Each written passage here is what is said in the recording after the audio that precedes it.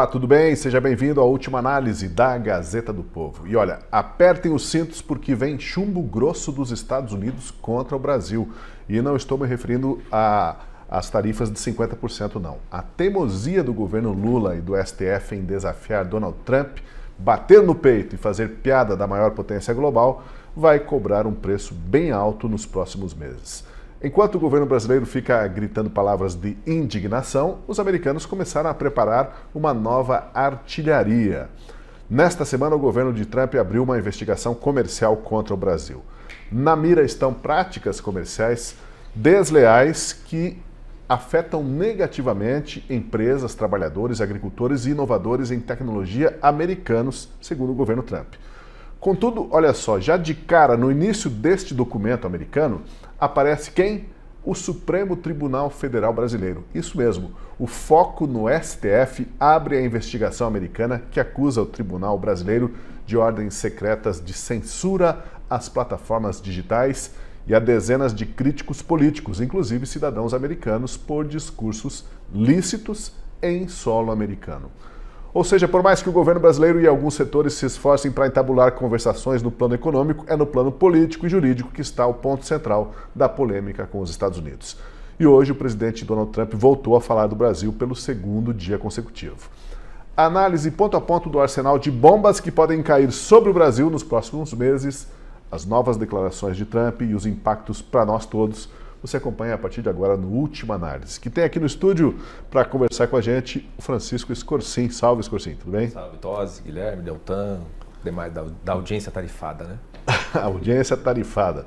Guilherme Kilter, como que você está? Tudo bem? Tudo ótimo, Tosi. Boa noite para você, aos meus colegas, à nossa audiência. Vamos para mais um. Salve, Deltan Dallagnol. E antes da gente começar o programa aqui, estávamos falando que precisamos separar aí o cofrinho, porque o Alexandre de Moraes liberou o IOF, a cobrança do IOF, né? Então, vem aí taxação de IOF, né? É reafirmada e recolocada no Brasil, além das taxações aí que estão no horizonte do governo Trump. Tudo bem, Dallagnol? Tudo bem, Tosi. Bem mais ou menos, né? Bem na medida do possível. A taxação vem de todo jeito, vem no bolso, vem na língua, com censura. A gente está sofrendo com o Brasil. Abraço a vocês, Escorcim, Guilherme, e a todos vocês que estão nos acompanhando. Tem muita coisa importante e preocupante para a gente conversar no programa de hoje. Então vamos lá, vamos acelerar. Começou a correr a investigação do representante do comércio dos Estados Unidos contra o Brasil. Essa investigação envolve depoimentos, petições, audiências públicas e terá o seu ponto alto em setembro, quando um arsenal de retaliações e punições comerciais pode ser adotado contra o Brasil. Essa arma já foi usada por Trump no primeiro mandato contra a China e a União Europeia.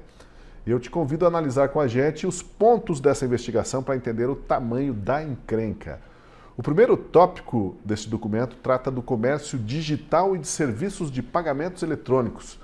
Perceba que logo na abertura, como dissemos, o governo dos Estados Unidos fala do STF. E aqui vale a pena a gente ler detidamente a argumentação. Acompanhe. Evidências indicam que o Brasil se envolve em uma variedade de atos, políticas e práticas que podem comprometer a competitividade das empresas norte-americanas envolvidas em comércio digital e serviços de pagamento eletrônico. Por exemplo, o Supremo Tribunal Federal Brasileiro votou recentemente para tornar as empresas de mídia social responsáveis por publicações ilegais de seus usuários, mesmo na ausência de uma ordem judicial para remover esse conteúdo. Mas inclui no escopo de tais publicações ilegais uma ampla gama de discursos, incluindo o discurso político. E segue ainda o documento. Este regime pode levar à remoção preventiva de conteúdo e restrições a uma ampla variedade de discursos, bem como aumentar significativamente o risco de dano econômico para as empresas de mídia social dos Estados Unidos.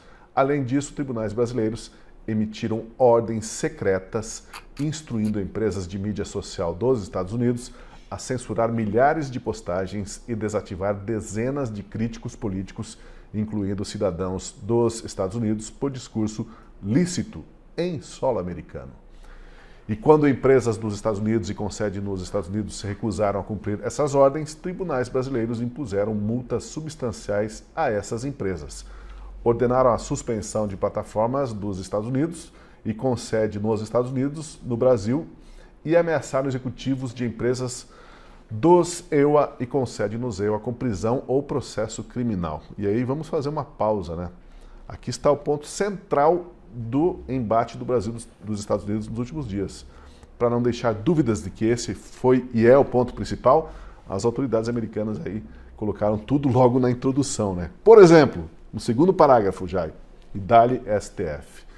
E aí eu pergunto, adianta a gente, eu digo, o governo brasileiro, né, e o STF, ficarem afirmando aqui que nós não aceitamos interferências, o judiciário brasileiro é independente de outros países, quando na prática os Estados Unidos, eles acusam o nosso judiciário de ações abusivas que ferem as liberdades fundamentais. Parece que há um desencontro nesse diálogo, né? Um está falando em mandarim, o outro responde em grego, mas o documento americano traz para o eixo a discussão e reafirma novamente que a questão aí envolve o abuso a liberdades fundamentais no Brasil.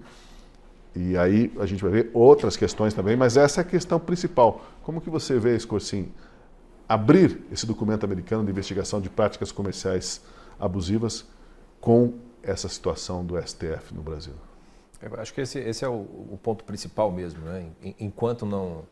Enquanto o Brasil não responder aquilo que os Estados Unidos está considerando como mais grave, a gente vai ficar numa paralisia, né? É importante ressaltar que esse documento não é uma carta, né? Não é uma carta como a do Trump para o governo brasileiro. Ele já é um documento oficial, né? Então ele já é um processo que começa a entrar em andamento e eu achei até que ia demorar mais tempo para ter lá, mas até setembro ali acho que já vai ter algumas coisas bem encaminhadas. E o primeiro tópico é justamente esse, e é uma coisa curiosa, aonde você consegue enxergar muito bem que os americanos estão focando muito nisso e a dimensão econômica. Se você interpreta as manifestações deles, fica muito claro. O Trump, acho que está falando todo dia, fala do Bolsonaro. Ele não cita tarifa, ele não cita a dimensão econômica. É como se essa parte econômica, da tarifação, das possíveis... entra com a parte da pena, que você aplica depois que você verifica se houve alguma coisa de errado, se houve um crime, se houve alguma coisa. A parte brasileira é simplesmente assim, não se meta nessa parte aí e vai discutir a pena como se não tivesse algo que vem antes disso. Quando eu pego a imprensa brasileira, por exemplo, esse mesmo tópico que você destacou aqui, se você pegar o grosso da imprensa nacional, eles limitam para falar que o Trump está incomodado com o PIX. E literalmente não se fala mais nada a respeito do que está contido no documento. Então, isso reprisa o mesmo processo da carta do Trump. Item 1 é o julgamento do Jair Bolsonaro. Item 2, a questão das redes sociais. Depois é que vai para a dimensão do comércio exterior mesmo, né, entre os dois países. Quando nós vamos para abrir essa, e não é a única aqui, o único dos pontos, né, são 6 pontos que eles vão fazer a investigação, e não é o único que a dimensão do Poder Judiciário e do STF está no centro do problema, né? E eles abrem de novo com isso, né? Só que eles não citam o julgamento do Jair Bolsonaro, porque já seria uma coisa à parte, mas a dimensão das redes sociais vem para o centro, né? Então a questão é assim, o que o Brasil está fazendo para tentar se defender ou explicar que isso que os Estados Unidos estão falando não está acontecendo? Vai ser boa sorte para tentar negar o que é uma realidade. Aqui está funcionando isso tudo por conta muito da mídia, muito da imprensa, que simplesmente diminuiu lá embaixo a 10% a relevância da dimensão que eles chamam de política, né? E fica focando na dimensão econômica, porque como é que a gente conversa, como é que a gente negocia, faz isso, faz aquilo, porque eles não têm razão, porque não sei o quê. Assim, boa sorte ficar discutindo com isso. Se você prestar atenção no lado americano, e não só nos jornais americanos, se pegar lá, acompanhar um pouquinho do que o Eduardo Bolsonaro posta, do que aquele Paulo Figueiredo posta, né? E eles estão lá tendo reuniões constantes, né? Se tem nitidamente assim que não tem outra discussão para se ter. Ou se discute isso, essa dimensão da atuação do Poder Judiciário, do Supremo Tribunal Federal, ou então não se discute absolutamente mais nada. Então vai ficar essa paralisia, essa jabuticaba do Brasil aqui e o lado de lá esperando que alguma coisa aconteça. A tendência é só piorar. Parece que a gente está numa autopista, numa estrada, na contramão e acelerando, né? Não, mas a gente está na contramão, gente. Não, mas vamos acelerar porque esse é o caminho. Coisa boa não vem no horizonte, que eu teria, isso é preocupante. Não, de jeito nenhum, Tosi. Eu diria que essa seção 301 dos Estados Unidos é quase como uma guilhotina comercial americana, em que eles usam para retaliar contra países que podem estar atentando contra o comércio, o livre comércio das suas empresas ou do próprio país dos Estados Unidos.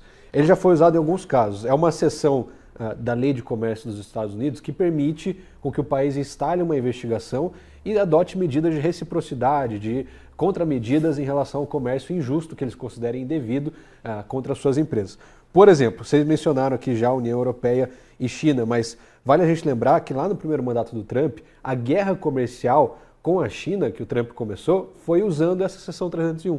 Instalou uma investigação contra a China, colocou tarifas pesadas contra ela e começou então essa guerra comercial. Na União Europeia foi parecido, só que o motivo eram barreiras de exportações de carne bovina, tratados com hormônios, aquela questão da carne com hormônio também foi objeto da investigação da seção 301, que levou a uma sanção. A gente também teve o caso da Índia, que colocaram barreiras ao comércio digital, e aí é mais parecido com o caso brasileiro. Comércio digital e regras de e-commerce que afetavam as empresas como Amazon e Walmart, e aí também vieram tarifas e sanções pesadas para a Índia, ou seja, quase todos os países, praticamente todos os países que entram na mira dessa seção 301 sofrem uma execução, sofrem uma tarifa, sofrem algo pesado. E o Brasil pode esperar algo nesse sentido pela frente. Não é à toa que nesse documento oficial dos Estados Unidos, eles já citam de cara a nova decisão da STF sobre as redes sociais. Por quê? Mantém as redes sociais no Brasil quase que como refém. É diferente do que a China fez, uma ditadura que baniu essas redes ali do país, elas não operam mais lá. Aí ok, não opera, não tem obrigação nenhuma, não tem lucro, ok. Aqui no Brasil não, o Brasil é um dos maiores mercados de redes sociais e vale lembrar que Google, Alphabet, né, no caso que é a empresa do Google, e a Meta, que é a empresa que opera Facebook, Instagram, WhatsApp, tem uma renda importantíssima para os Estados Unidos, compõe o principal índice econômico da Bolsa de Valores deles. Se essas empresas continuam aqui no Brasil, operando com um mercado multimilionário, como é o mercado brasileiro, e sofrem penas financeiras por causa disso, como pode acontecer muito facilmente delas serem responsabilizadas por diversos conteúdos postados que não foi averiguado antes de ser postado, porque não tem condição de fazer isso, isso aí pode gerar resultados financeiros pesados para essas empresas, podem perder lucros pesados lá nos Estados Unidos, e isso de fato tem um impacto significativo. Então, o governo brasileiro deveria estar olhando com preocupação para isso. O Congresso também, o Congresso se omitiu dessa decisão da STF, o Alcolumbre e Mota preferem não falar sobre isso, que a STF regulamentou o Marco Civil da Internet. Por que não traz essa discussão para o Congresso e legislam em cima disso, igual fizeram essa guerra com o IOF, com o Executivo, com o governo Lula? Talvez porque essa omissão aí deles é mais conveniente com o consórcio da STF e do PT. E essas aplicações dessa lei, nos casos da Índia, China e tudo mais, foi aplicada a tarifa e continua até hoje? Não, foi aplicada a tarifa e depois eles negociaram. Muitos dos casos houve reciprocidade, né? Então, por exemplo, a Índia retaliou com tarifas em produtos americanos como amêndoas e maçãs. A China também retaliou, mas depois voltou atrás, enfim. No caso da União Europeia, em um ano conseguiram reorganizar as coisas e retomar uma situação anterior. Teve um caso contra a França também, exportação de bolsas, um negócio nesse sentido que eles recuaram, enfim. Agora, Dallagnol, o que preocupa é o seguinte, eu estava vendo sobre essa comissão, essa investigação que será feita, uma vez que essa comissão, que essa investigação encontre irregularidades e aponte as irregularidades, dizem que é mandatório que sejam tomadas medidas restritivas, medidas retaliatórias. Eles não podem simplesmente falar assim, chegamos a essa conclusão, mas deixa para lá. Não. Encontrou-se alguma irregularidade, algum problema, é mandatório que apliquem sanções. Ou seja, está encomendada, o que é nosso está encomendado, né? Diria o Trump, o que é de vocês está encomendado. Infelizmente, chegamos a esse ponto, Deltan. Tosi, na minha avaliação, isso é uma questão em grande medida política. Tanto a avaliação quanto a constatação de irregularidades vai ser em grande medida política, como a aplicação de sanções e a negociação para a derrubada dessas sanções, dessas penalidades que podem vir a ser aplicadas, que podem ser até piores do que as tarifas. Quando a gente olha esse documento que instaurou essa investigação, ele menciona ali uma série de razões. A questão das mídias digitais, do comércio digital, pagamentos eletrônicos, tarifas preferenciais, a questão anticorrupção, propriedade intelectual, efeito do etanol, desmatamento ilegal. E tem uma matéria muito boa, aliás, a Gazeta do Povo abordando, explicando todas essas razões que vão ser objeto também da nossa discussão hoje aqui no programa. Mas é importante, quando a gente discute tudo isso, todas essas razões, ter em mente aquilo que o Scorsin disse. Gente, tudo isso é espuma. Existem duas razões centrais. Primeiro, o anti-americanismo do Lula nos BRICS, a ameaça que os BRICS de Lula representam para os Estados Unidos e, em segundo lugar, os abusos do STF, seja contra as Big Techs, seja contra Bolsonaro. Os abusos contra Bolsonaro, é claro que não estão mencionados ali na razão das investigações.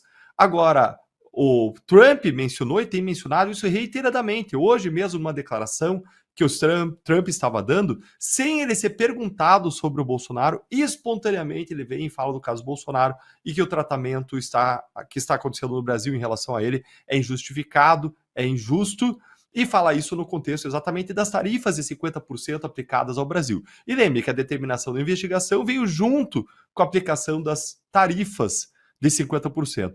Então, o resto, fora essas duas questões centrais, o anti-americanismo do Lula no BRICS e a atuação do STF em relação às mídias sociais, em relação ao Bolsonaro, que foram os focos centrais das declarações do Trump até agora, o resto, o que me parece que são justificativas formais, pretexto.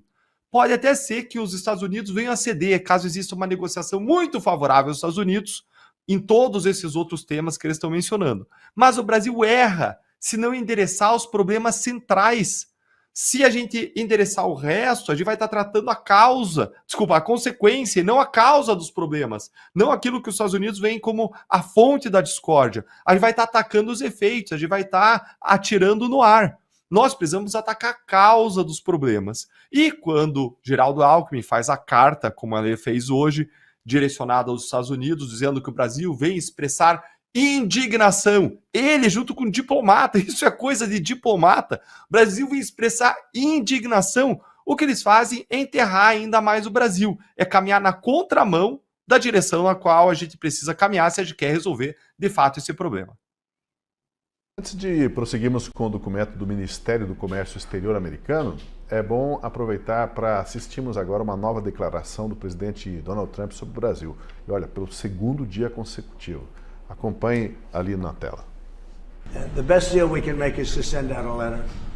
And the letter says that you'll pay 30%, 35%, 25%, 20%, in one case 50%, Brazil. And because what they're doing to their former president is disgraceful. I know the former president, he fought like hell for the people of Brazil, that I can tell you. And I believe he's an honest man. I think what they're doing to him is terrible.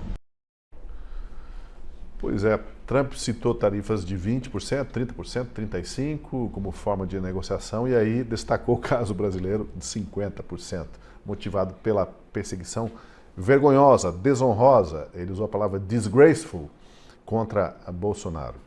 Trump cita o STF, como a gente viu logo na abertura das investigações, e depois cita a perseguição contra Jair Bolsonaro. Do lado de cá, o governo brasileiro reclama de falta de justificativa econômica para a abertura dessa investigação.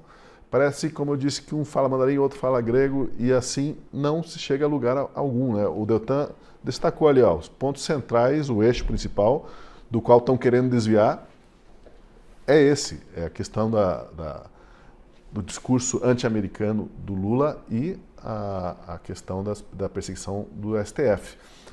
Adianta toda essa movimentação do Alckmin e mesmo de setores empresariais para tentar desarmar essa bomba, dá a impressão que aquela piada do português, né, que disse que ele perdeu uma chave. Desculpa os portugueses, minha sogra é portuguesa. Aquele dele fazendo piada contra minorias 2025. Não, mas contra a sogra a gente tem essa licença poética, tá? Que assim, o camarada estava procurando a chave que ele perdeu, e daí o outro chegou, mas fulano, o que você está procurando aí? Não, eu perdi a chave. Tá, mas você tem certeza que você perdeu aqui? Ele falou, não, eu não perdi aqui embaixo do poste, eu perdi lá na frente da garagem, mas aqui tem mais luz, eu estou procurando aqui, que aqui está iluminado. É mais ou menos a situação, né, dessa negociação, essa disposição brasileira de querer falar sobre uma coisa que eles não estão ouvindo. Está procurando a chave que perdeu na garagem embaixo do poste, porque tem mais luz. Exatamente isso daí mesmo. De fato, assim, não tem justificativa econômica. Não, porque a justificativa está dada na carta do Trump, está dada ali. É o problema maior aqui do STF, da perseguição. Né? Talvez, assim, uma das coisas que nós estamos há uma semana, né? O primeiro momento era aquela coisa, cada um corre para cada lado. E um dos efeitos colaterais da forma como o Donald Trump construiu a carta, por exemplo, se ele não coloca a questão do julgamento do Bolsonaro nesta carta e coloca apenas as redes sociais, é possível que desse uma forma de se fazer, digamos assim, de colocar isso no centro do debate. Como ele abre a carta e em todos os pronunciamentos dele ele fala do Jair Bolsonaro, né? Então ele está dando mesmo, né, um motivo para que a gente discuta a dimensão, está se metendo nas nossas coisas aqui, etc, etc, etc. Não é bem assim. Ele fulaniza algo que é um problema que é muito mais grave do que o próprio Jair Bolsonaro nas entrevistas diz assim, eu não quero anistia para mim, eu quero anistia para aquelas pessoas, né? Então quando o próprio Trump fulanizou isso, ele diminuiu de certa maneira o tamanho do problema e tornou aquilo como se fosse de um interesse pessoal para o ex-presidente. E o problema é que boa parte da direita aqui, eu não sei por que cargas d'água, faz ficar mais barata tonta do que o próprio governo, né? Meio que ignorou essa dimensão e foi para cima do Lula, dando ao Lula como se fosse o outro lado, né? Acabou não focando na dimensão, por exemplo, das redes sociais, né? Na coisa de, olha, essas tarifas só estão vindo por conta do Alexandre de Moraes, por conta do STF. Não se bateu nisso, Então, no primeiro momento, a coisa ficou questão de soberania nacional e ficou vencendo esse discurso de que não há justificativa econômica. Toda a pauta que teria que estar sendo discutida, que é a dimensão política, não está sendo colocada, né? Mesmo dentro da direita, você veja a confusão, as contradições que existiam, por exemplo, entre o Tarcísio falando, não, essa pauta da anistia é só um ponto de vista, né, do que é os Bolsonaro com relação a isso, aí hoje se encontrar os dois, parece que arrumaram a casa, né? Mas a direita ainda não tem um discurso, que nem precisa de um discurso, porque foi dado pelos Estados Unidos, né, para insistir no ponto nevrálgico de tudo isso, que não é a questão econômica, né? Então, quanto mais o Trump vai insistindo nisso, mais obriga que a direita tenha que defender Jair Bolsonaro. E a questão para nós aqui, ok, o Jair Bolsonaro é um dos elementos, uma das pessoas que talvez seja defendida por conta do conjunto da obra. A direita tem uma ocasião para mostrar o quão grave a coisa é. Veja, de uma semana para cá, você viu alguém da direita entrar nos meandros, como entrou um documento oficial dos Estados Unidos, como agora, olha, lembrar do julgamento que mudou a forma de responsabilização civil das redes sociais? Quase não se fala. Então, a nossa oposição aqui também está perdendo muito no debate e está esperando muita coisa lá de fora, quando ela podia estar agindo aqui desde dentro. Então, toda a dimensão política não está sendo discutida, é o que tem que ser colocado para o mundo, né? Me parece que quanto mais isso for falado do foco principal, que é o STF, mais facilmente a questão econômica vai perceber assim, não adianta nem lidar com isso se a gente não resolver isso daqui antes. Então, a gente está como um avestruz, botando a cabeça debaixo da terra, a turma do lado de fora está falando um negócio que está acontecendo do lado de fora e a gente está tentando falar de um negócio que está falando aqui para dentro da terra. Não vai para lugar nenhum. Qual é a conclusão? Vai chegar agosto, vai chegar a tarifa, esse processo aí da Seção 301 provavelmente vai chegar também em alguma outra penalidade ainda maior. Isso se não for se somar a penalidade por conta dos BRICS, de estar comprando petróleo da Rússia, isso se não vier a tal da lei Magnitsky batendo mais firme, isso se não vier coisas muito mais graves, que ainda não pintaram no radar, que são a questão de utilização, bater através do dólar, do sistema bancário, né? O tamanho do armamento, do arsenal que os Estados Unidos têm para nos destruir é muito maior do que a gente tem para se defender, né? Como para o governo só o que interessa é a eleição, quanto mais videozinho comendo jabuticaba e besouro, né? Porque parece que o Lula comeu um besouro em vez de jabuticaba num desses vídeos, para ele está ótimo, né? Porque eles não estão nem aí para a realidade do que está acontecendo. Eu acho que quem está comendo besouro mesmo, em vez de mandioca, é muito da oposição, muito do Congresso, né? Que está muito preocupado, entrou na coisa da soberania. A questão da soberania ela é importante, mas a partir do momento em que o país seja democrático, efetivamente falando. Quer dizer, na Venezuela nós vamos, questão interna, não vamos se meter então na Venezuela. Dane-se se aquilo é uma ditadura, dane-se que aquilo se transforma num negócio terrível, né? Essa coisa de colocar o mais importante abaixo de uma coisa muito abstrata é um dos maiores problemas. E a nossa oposição não está fazendo esse serviço ainda da maneira como deveria fazer. Deixa eu ouvir lá o Deltan Dallagnol, porque teve uma foto simbólica disso nos jornais ontem, hoje, que é o Alckmin ladeado pelo Hugo Motta e pelo Davi Alcolumbre, dizendo assim, ó, estamos juntos, Brasil acima de todos, e nacionalismo, ufanismo e tal. Esse discurso patriota e nós tendo essas duas pessoas no Congresso, né, o Alcolumbre e o Hugo Motta, não parece, Dallagnol, que falta um pouco de poder de articulação e mesmo estofo político, intelectual, para eles liderarem uma reação racional? Porque vamos lembrar que o Hugo Motta, por exemplo, está no noticiário hoje por causa de 5 funcionárias fantasmas que ele tinha no gabinete. Só uma delas já recebeu mais de R$800 mil ao longo dos últimos anos. É desse camarada que a gente depende para ter uma reação sensata, racional, que traga as coisas para o eixo novamente. Tá complicado, Dallagnol. Patriotismo na boca dessas pessoas é hipocrisia, Tosi. Para eles falarem de patriotismo, eles teriam que lavar a boca deles antes, porque defender o país, amar o país, é você agir corretamente com as pessoas, é você praticar honestidade, é você avançar pautas positivas, como pautas anticorrupção, que ninguém está nem aí lá para avançar, pelo contrário, estão respondendo por investigações ou até processos os líderes do Congresso Nacional perante o Supremo Tribunal Federal, porque nós sabemos o que eles fizeram no verão passado. Agora, para a gente discutir o que precisa ser feito, a gente precisa entender quais são os próximos passos, o que vai acontecer a partir de agora. E depois desse anúncio, desse começo de investigação, a USTR, né, dos Estados Unidos, US, o Representative do Trade, né, o representante do comércio dos Estados Unidos, USTR, ele entrou em consultas oficiais com o Brasil, abriu prazo agora para que o Brasil possa se manifestar, para consultas bilaterais, e em paralelo foi convocada uma audiência pública para o dia 3 de setembro e vão ser coletadas defesas escritas até agora, 18 de agosto de 2025. E conforme a lei dos Estados Unidos, esse processo ele tem que ser concluído aí em cerca de 12 a 18 meses, ou seja, tem um prazo aí para conclusão. Depois disso, o USTR, aí, esse oficial americano por o comércio, ele vai emitir depois um relatório definindo se as práticas brasileiras são injustificáveis e quais as sanções, as punições que podem ser aplicadas. Se vão ser novas tarifas ou ainda restrições, ou até pode ser a retirada de circulação de produtos brasileiros. Soluções essas seriam terríveis para o Brasil. Para se defender, o Brasil vai participar ativamente aí das consultas, vai apresentar dados oficiais, análises econômicas, argumentação jurídica, negando irregularidades.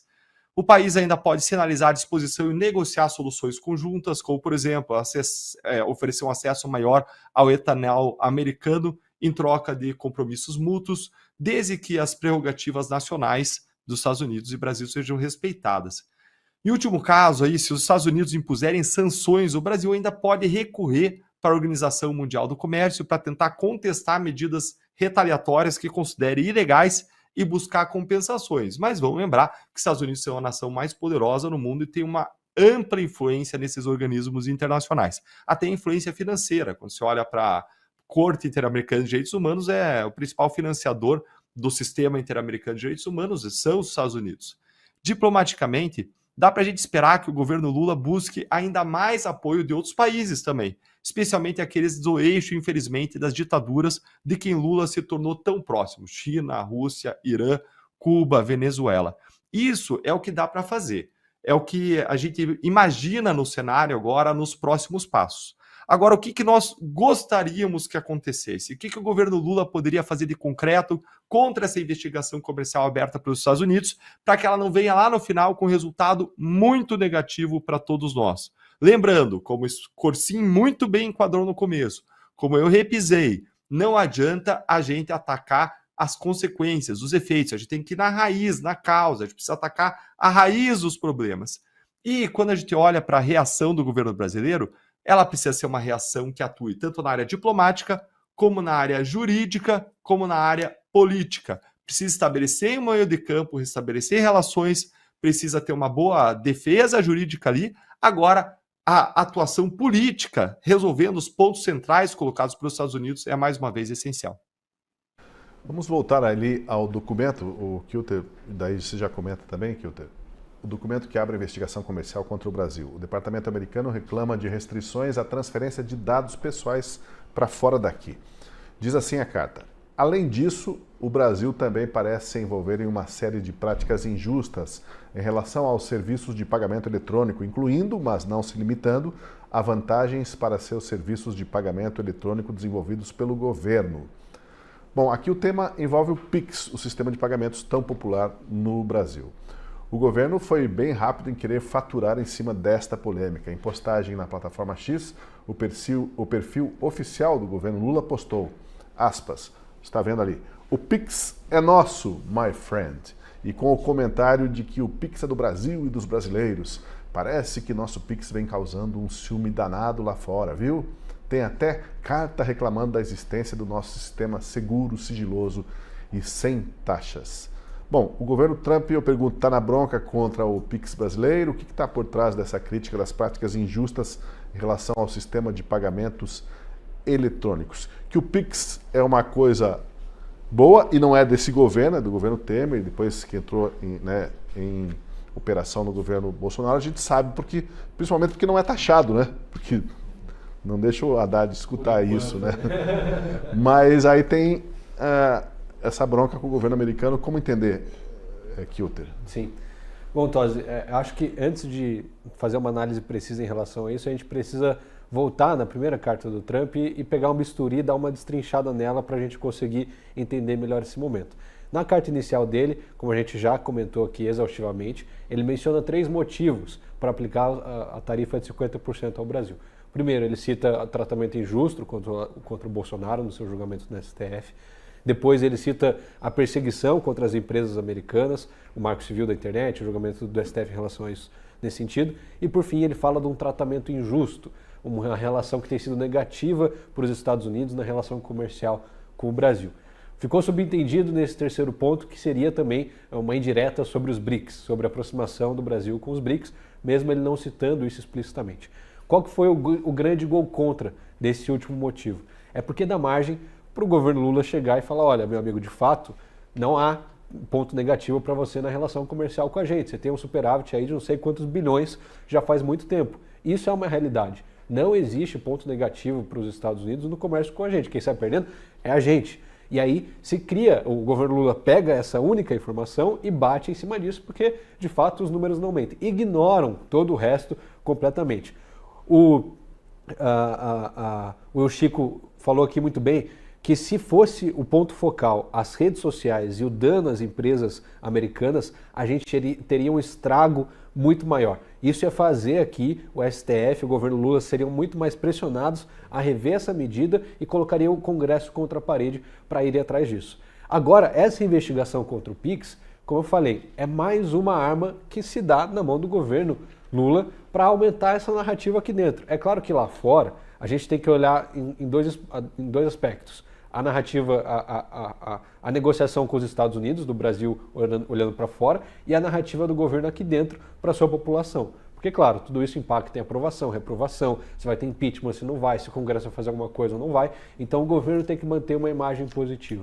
Agora ele acaba de ter mais um argumento pró-governo, para se manter um patriota, para se manter um defensor da pátria, como é o Lulinha e os petistas, que agora estão até usando o slogan do Bolsonaro, né, do Brasil é nosso, fizeram boné e tudo mais. Agora estão defendendo o Pix, que também é do Bolsonaro, que ele criou e tudo mais. Então, nesse sentido, é interessante de ver como a gente tem essa separação.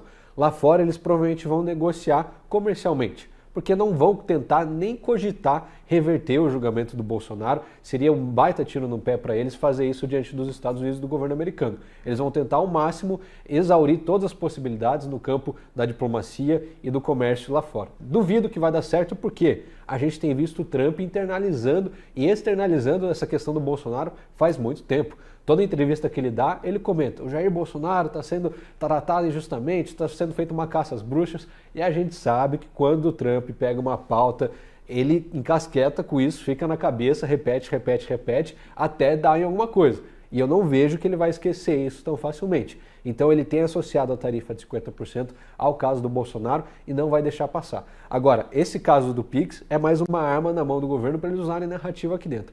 Dificilmente eu vejo que o governo vai aplicar alguma medida prática contra isso, o governo americano, é claro que seria muito difícil.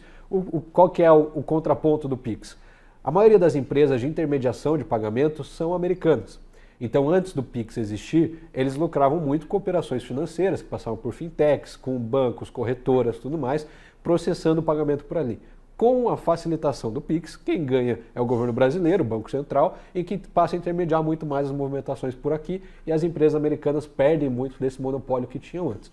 Na avaliação deles, como o Deltan falou, que é uma avaliação política, pode ser que isso seja encarado como algo negativo, para a população brasileira é de fato muito positivo, essa facilidade, essa agilidade de pagamento, e duvido que o Brasil vai arredar o pé. Agora, o governo Lula sentiu a crise do Pix, ainda mais com aquele vídeo do Nicolas que viralizou, explodiu. Eu sinto que eles estão falando, pronto, agora a narrativa do Pix é nossa, vamos pegar o Lula aqui, fazer um vídeo também com tela preta e viralizar o Pix para a gente defender o Pix, que pouco tempo atrás a gente queria taxar.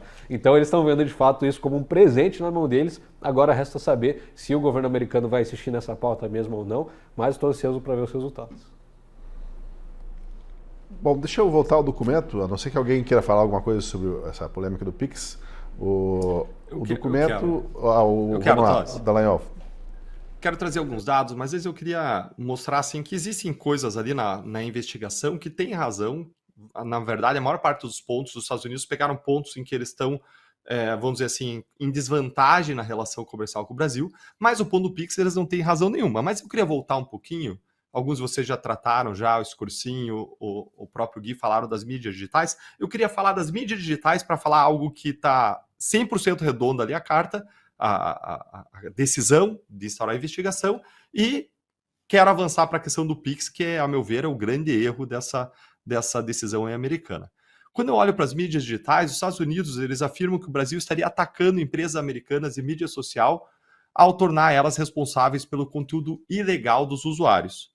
Onde que está a mentira, gente? Onde está a mentira? O STF acabou de julgar o artigo 19 do Marco Civil da Internet parcialmente inconstitucional e decidiu responsabilizar as plataformas por posts ilegais dos usuários, o que é algo amplo demais, porque isso inclui discursos políticos. E aí vai ter como consequência uma censura privada a ser levada a cabo pelas empresas americanas, que além do mais tem um aumento de custo considerável com essa nova regulamentação que foi feita integralmente via ativismo judicial do Supremo. O Brasil é um mercado potencial de 200 milhões de usuários. O Gui bem falou, tira um lucro imenso daqui. Isso aumenta significativamente essa regulação do STF, os riscos, os custos do negócio para as empresas americanas. Além disso, o Brasil tem desde 2019 censurado o conteúdo legal e ilícito que é postado nessas plataformas. Moraes impôs multas draconianas e abusivas ao X, que ultrapassam mais de 30 milhões de reais, baniu o X por mais de 2 meses do Brasil, baniu a Rumble e está atualmente em litígio na justiça americana depois de ser processado pela Rumble. Se tem uma área em que o governo americano tem razão, é em relação às mídias sociais, gente. O Brasil tem sistematicamente violado as próprias leis para censurar discursos políticos dos seus cidadãos e usuários de redes, penaliza as redes de forma indevida por conteúdos postados pelos usuários, impede atividades das empresas americanas em solo brasileiro por se recusarem a seguir essas ordens ilegais, esdrúxulas e morais, e ainda por cima enfia aí goela abaixo uma regulamentação das empresas e cidadãos que não foi feita pelo Congresso, mas por 11 juízes não eleitos e que nunca receberam um voto sequer, mas se arrogam no direito de legislar. E aí vamos para o Pix. O Pix ele foi citado como exemplo concreto de sistema nacional que é favorecido pelo governo brasileiro, que, segundo Washington, aí, estaria prejudicando empresas americanas. O Brasil está sendo acusado de adotar práticas desleais no setor de pagamentos eletrônicos, privilegiando o Pix em detrimento daquelas grandes empresas americanas, especialmente aí a Visa e a Mastercard, que dominam em grande medida o mundo dos pagamentos, mas também PayPal, Stripe, Apple Pay, Google Pay, por aí vai. E o governo americano ele erra feio aqui. O Pix ele não é discriminatório em relação aos Estados Unidos. O Pix é um sistema aberto a qualquer instituição autorizada local, sem restrição a nenhum concorrente estrangeiro, ao contrário do que esse representante do comércio norte-americano sugere. Até o momento, gente, não tem precedente de que um sistema de pagamento nacional tenha sido sancionado por meio dessa seção aí 301, que é invocada para instaurar essa investigação contra o Brasil. O Pix é uma questão de regulação financeira interna do Brasil. É algo bastante diferente dos casos que a seção 301 ataca. O Pix é onipresente, se tornou popular no Brasil, ele é praticamente um patrimônio nacional nosso, é algo de que os brasileiros se orgulham, justamente por ser algo bom, gente, eficiente, que deu certo no Brasil, num país que nada parece dar certo. Pesquisas ainda do Banco Central mostram que hoje mais de 75% dos brasileiros, mais de 3/4, usam o Pix. Então, o Pix hoje, ele é onipresente, ele movimentou aí mais de 26 trilhões de reais em 2024. Ou seja, é um volume maciço que dá para o Pix aí quase uma unanimidade na avaliação da sociedade. E onde que está doendo para as empresas americanas, a linha do que o Gui falou? Está doendo nos cartões de crédito, porque houve uma queda aí de transações do cartão de crédito. Porém, gente, não foi uma queda aí significativa. O ganho percentual de transações com cartões foi muito menor do que do Pix, mas as bandeiras americanas, aí, a Visa e a Mastercard, detêm juntas cerca de 90% dos cartões brasileiros. Historicamente, isso garante uma ampla parcela das vendas com cartão. Hoje, o Pix ele foi capturando quase metade dos pagamentos eletrônicos, mas ele não permite que a pessoa programe no futuro, que ela ordene os pagamentos ao longo dos meses e acaba tendo aí uma participação reduzida. Indicadores do Banco Central mostram que a fatia dos cartões nas transações totais passou de 53% em 2020 para 51% em 2021, ou seja, teve uma redução aí de 2%, algo pequeno, e permaneceu em torno aí de 50% em 2024, ou seja, se passaram os anos e não teve uma queda significativa. Então, de fato, o Pix afeta parcialmente essas empresas? Ok, afeta, mas é algo que é do nosso direito, é algo que é uma prerrogativa nossa estabelecer, é algo que é um patrimônio nacional, e mais, eles não têm nem razão ao alegar que isso afetaria de modo muito significativo empresas americanas. Afeta não, coisa nenhuma. E se afetasse, como eu disse, é um patrimônio nosso e tem que ser defendido. O Pix é um avanço tecnológico aí irreversível, do qual a gente não pode voltar atrás. Seria a mesma coisa que a gente voltar e usar máquina de datilografar depois de a gente usar computadores. E mais, gente, esse mercado tradicional de cartões ainda resiste, tem faturamento, lucros altos. Reclamar disso é reclamar eles de barriga cheia. Esse é um ponto que a gente, como brasileiros, aí tem que bater o pé. Um ponto que vocês citaram aqui, que vale a pena acho até destacar, é a oportunidade que o país está perdendo de tratar de um assunto que está quente ainda, né? Não esfriou, que é rever a regulação das redes sociais imposta pelo STF. Porque o próprio Supremo disse que iria fazer isso provisoriamente, assim que o Congresso quisesse, poderia pegar e elaborar uma nova legislação sobre isso. O Congresso parece que virou as costas para esse tema, virou a página, esquecendo que é uma oportunidade, até diante das críticas, das alegações do governo americano, de falar assim, ó, isso aqui não tem nada a ver com o Trump, não tem nada a ver com o Bolsonaro, tem a ver com o que nós não concordamos, que foi o STF legislar, e nós vamos pegar agora e legislar de novo, explicando como que tem que ser no Brasil. Pronto, estaria atendendo em parte, né, dando uma resposta às críticas do Trump. Mas não se vê mais isso em pauta, né? E os próprios líderes do Congresso parece que não fazem questão de trazer de volta à baila esse tema, apesar de ele estar quente, nem esfriou, mas eles estão enfiando na geladeira esse assunto, né? Tosi, assim como eles estão enfiando na geladeira a CPI do INSS, assim como eles estão enfiando na geladeira o PL da anistia, assim como eles estão enfiando na geladeira diversas outras... A perda de mandato da Carla Zambelli, que o Gomota até tinha prometido que ia pautar no plenário e até agora nada, ela já está se falando em se candidatar lá na Itália e ainda nem se fala em votar aqui a perda de mandato dela. Ou seja, cada vez mais ter presidentes omissos como o Gomota e Alcolumbre descredibiliza o Congresso muito, não é pouco não. Quando a gente vê instituições como o Executivo aumentando o IOF e recorrendo ao STF depois para fazer isso acontecer e fazer esse negócio passar, apesar da Câmara dos Deputados ter derrotado com maioria absoluta dos deputados votando a favor pela derrubada do decreto do IOF, eles simplesmente passam por cima, ignoram, esterilizaram completamente o Congresso. Pode fechar as portas, só está gerando gasto. Para quê? A partir do momento que o Gomota e o Alcolumbre silenciam, tiram foto junto com o Alckmin, vão lá e tá tudo certo, ok, recebe o Lula, diálogo, né, o Centrão é uma maravilha, tem que ter aqui um ou outro lado, tem que jantar com o ministro da STF, tem que viajar junto na comitiva do Lula, e aí eles mantêm essa relação só para inglês ver. Achei muito interessante essa questão do IOF, porque pela primeira vez a gente viu o Gomota falando grosso, não vai aumentar o IOF, vamos derrubar, beleza, derrubou. E agora? Cadê? O Alexandre de Moraes já voltou atrás, já decidiu que o que está valendo do PT, está valendo do Executivo, do Lula. Cadê o machão agora do Gomota? Vai fazer o quê? Vai derrubar essa decisão do Alexandre de Moraes? Tem que pedir para o Alcolumbre. O Alcolumbre vai sair das escuras, só aparece para votar aumento de cargo no STF, aumento de deputado, aumento de gasto. Na hora de votar a pauta importante, ele se omite. Então sinceramente espero, que os presidentes da Câmara e do Senado façam valer o seu cargo, façam valer a sua responsabilidade e dêem uma resposta ao povo. Eles esquecem que no fim do dia eles não respondem ao STF, eles não respondem ao governo Lula, eles respondem à população. O cargo legislativo é o cargo mais transparente de todos, que está todo mundo vendo o que você está votando, o que você está fazendo, como você está gastando seu verbo de gabinete. Você precisa dar uma resposta à população. Então, sinceramente, que o Hugo Mota e Alcolumbre deixem a sua covardia de lado para enfrentar não só a censura das redes sociais, mas todas essas outras pautas que eles completamente deixaram de lado. Agora, o caso das redes sociais é um que de fato merece atenção. Por quê?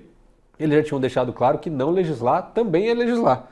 Se eles entendiam que o Marco Civil da internet, do jeito que estava ok, por que não se manifestaram depois desse julgamento do STF, que pegou o Marco Civil da internet e aloprou completamente o negócio, fez um bicho sem pé nem cabeça, eles não falam nada. Meu amigo, se não legislar também é legislar, você legislar contra aquela decisão do STF que foi contra essa sua decisão inicial, é imperativo, é necessário, faça valer a sua palavra inicial. Então nós precisamos sim de um Congresso que vire homem, não tem outra palavra, que o Congresso vire homem. A pusilanimidade dos líderes, dos presidentes das casas, ela não retira também digamos assim, a iniciativa, principalmente da oposição. Eu acho que cabe essa crítica à oposição, porque você tem ali que tipo de resposta você espera do governo Lula ou do STF em relação ao principal ponto da carta do Trump, ou mesmo agora desse início de investigação ali pela seção 301. Não vai vir resposta nenhuma dali, né? Então, agora é a hora, como o jogo é político, não é propor algo que sabe, não tem chance de ser aprovado, não interessa. Agora o jogo é de narrativas no final das contas. Do único lugar onde se pode colocar no debate interno, né, aquilo que está colocado como no centro da manifestação americana, a oposição tinha condição de fazer, por exemplo, apresentar um projeto de lei, né, para literalmente restabelecer a validade do tal artigo lá que o STF praticamente rasgou, né, do Marco Civil da internet, colocando como justificativa do projeto. Falou assim, já que o STF julgou daquela maneira, mudando completamente uma interpretação do legislador, volta-se a valer a interpretação original, tal como estava o artigo. Ainda que se possa fazer uma outra emenda naquilo, alguma outra atualização, ainda que se corra o risco de ir para o plenário e daí acabar saindo uma estrovenga ainda maior, porque já não se tem mais recurso, você tem que ir para isso. Uma outra arma muito importante, já tem esse pedido, mas é perfeitamente possível fazer muito barulho para se pedir na Câmara, pelo menos, porque o Alcolumbre já falou que, inclusive, se alguém da direita for se eleger em 2026 e quiser impeachment de ministro, ele deixa de ser o presidente do Senado, porque ele não vai botar impeachment nenhum em pauta, pode-se insistir na CPI do abuso de autoridade do STF. Com essas duas medidas, você teria duas respostas aos dois pontos iniciais e talvez principais da carta do Trump. E toda a dimensão econômica poderia ser perfeitamente discutida, mas você teria uma discussão também daquilo que interessa. Então a oposição ela ficou acadelada, como diriam os gaúchos, literalmente falando, com medo meu Deus, a soberania nacional, então vou perder voto porque vai ser aquilo tudo, o que significa dizer que toda a suposta defesa da democracia brasileira, dos valores, do pessoal da anistia, é para inglês ver, entendeu? Só vai até o ponto em que não corre o risco de perder o meu mandato, de perder voto, de perder eleição. Então chegou-se num ponto em que para separar quem vai ser homem de quem não vai ser mesmo, né? E o que você está vendo assim é que não está sobrando muito homem, não. Como é que é? Então, eu queria entrar nisso também e fazer uma rápida avaliação. Olha, o Congresso deveria sim pautar anistia, votar anistia, dar anistia para todo mundo, acabar com esses abusos supremos. O Congresso deveria sim restabelecer a liberdade nas redes sociais, acabar com a censura no Brasil, assim como o Congresso deveria várias outras coisas, deveria aprovar o fim do foro privilegiado, deveria aprovar prisão em segunda instância, deveria restabelecer as leis anticorrupção. Agora a gente tem que ser franco, a gente tem que ser realista, a gente tem que olhar por Congresso que a gente tem e para como as forças estão se movendo hoje. Hoje, o Hugo Mota, a justificativa que ele está dando para não cumprir o compromisso de pautar a anistia, discutir o projeto da anistia, o Alcolumbre, que discutiriam o projeto da anistia, um projeto não aquele original, não da direita, mas eles estavam formulando um projeto alternativo que a direita, a oposição ainda não viu, mas que eles levariam para discussão, segundo eles, nessa semana. Eles disseram que eles retiraram isso de pauta, que eles retiraram isso de discussão, porque eles não querem parecer que eles estão se dobrando aos interesses americanos, que eles estão se curvando a soberania brasileira. Eu não acho que eles nem queriam colocar isso em discussão e avançar. Eu acho que eles acharam a desculpa perfeita. E eles ainda estão conseguindo não só usar essa desculpa, mas jogar a culpa disso nas vítimas, que são justamente a direita que está sofrendo com esses abusos, ou seja, eles não fazem o que a direita pede, não fazem o que a direita quer e culpam ainda a direita, culpam ainda essa questão das tarifas do Trump, que é um presidente de direita, e acabam ainda saindo como pessoas que estão defendendo a soberania. E por que eles tendem a reforçar a posição nessa direção? Porque hoje saiu uma pesquisa aí da Atlas Intel mostrando que 44% dos brasileiros acham que o Trump está errado a impor tarifas por considerar que existe uma perseguição ao Bolsonaro. Mais ainda, 58% das pessoas apoiam a reação de Lula com medidas de reciprocidade. Ou seja, para disputar com o Trump. Um pincher contra um Doberman. A gente vai brigar. 58% apoiam isso. 72% ainda defendem que o governo e a oposição devem se unir para defender o Brasil no conflito com os Estados Unidos, deixando de lado questões ideológicas, sinalizando espaço para uma narrativa de interesse nacional acima das divisões políticas, que é exatamente o que esse Centrão quer. É onde o Centrão quer entrar. O Centrão usa o discurso. Não, a gente tem que deixar de lado as ideologias e devemos sim defender o Brasil, as políticas, a técnica, mas isso é só discurso, porque lá no escondidinho, para trás das cortinas, eles fazem fisiologismo, eles fazem corrupção, desviam dinheiro público, tudo aquilo lá que vocês e eu bem conhecemos. Mas abre espaço para o discurso que eles tanto querem, porque eles não vivem de voto ideológico, eles vivem de voto fisiológico, de levar dinheiro para as bases. Então eles não têm esse voto ideológico. Aí eles não estão ali nos polos, eles não ganham o voto dos dois, e aí eles vão e criticam a polarização. Quando, na verdade, uma das razões centrais da polarização é a reação de uma direita a uma hegemonia da esquerda do nosso país. Uma reação de pessoas que defendem valores, que são conservadoras, que são cristãs, contra o avanço de um progressismo, de um intelectualismo que erode a família, que erode a proteção da criança e do adolescente, que avança pautas como aborto, que avança pautas como o criminoso é a vítima da sociedade e não a vítima real. Ou seja, são pautas de que a gente discorda, e aí, como nós nos opusemos a isso, como não existia uma direita, aí se fala de polarização da sociedade. Então a gente tem que entender até que ponto é ou não cabível falar em acabar com a polarização. Esse discurso ele é muito enviesado, ele interessa muito a esse centrão.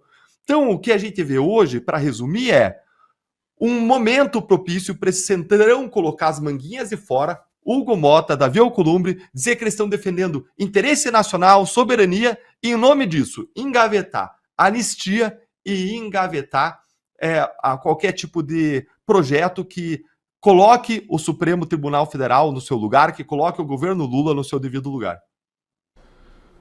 Pois olha, a nossa audiência está otimista em relação ao papel do Donald Trump nesse imbróglio todo. Tem uma enquete aí que pergunta se o Trump vai parar o Alexandre de Moraes e desgastar o Lula. A maioria, quase 80%, acha que sim. 22% não, mas a enquete foi trocada ali, começou há pouco.